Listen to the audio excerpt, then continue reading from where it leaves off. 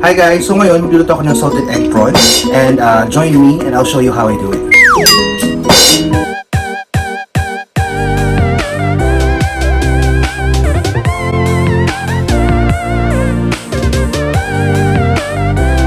So una natin gagawin guys is babalatan natin yung mga prawn. So usually tatanggalin natin yung ulo and then yung skin niya.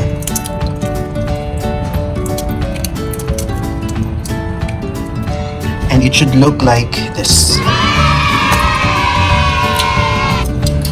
Okay guys, so for this recipe, we will be needing enough garlic para mas malasa yung salted egg prawn natin.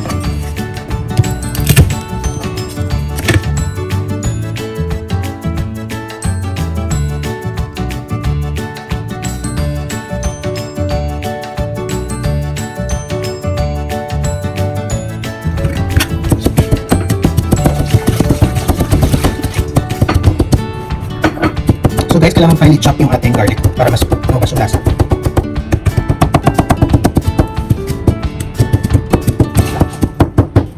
So guys, para sa dish na to, kailangan natin ng itlog na maalat or salted egg. So kailangan i-separate natin yung egg white mula dun sa pula niya. Kasi yung pula lang gagamitin natin. So guys, i-mash lang natin yung egg yolk.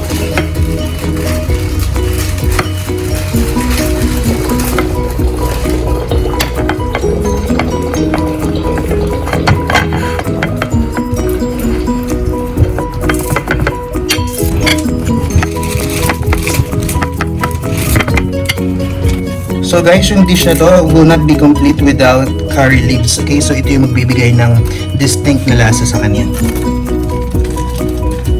Curry leaves.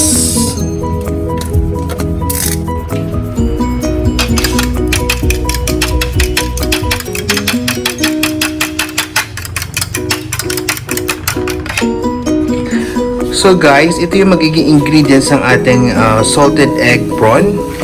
Okay, so we have here salted egg yolk. We have curry leaves. So ito yung magbibigay ng distinct na lasa sa ating salted egg prawn. Of course, yung main ingredient is yung prawn. We have garlic, chili, egg, butter. Kailangan din natin ng salt and then ng pepper and then flour.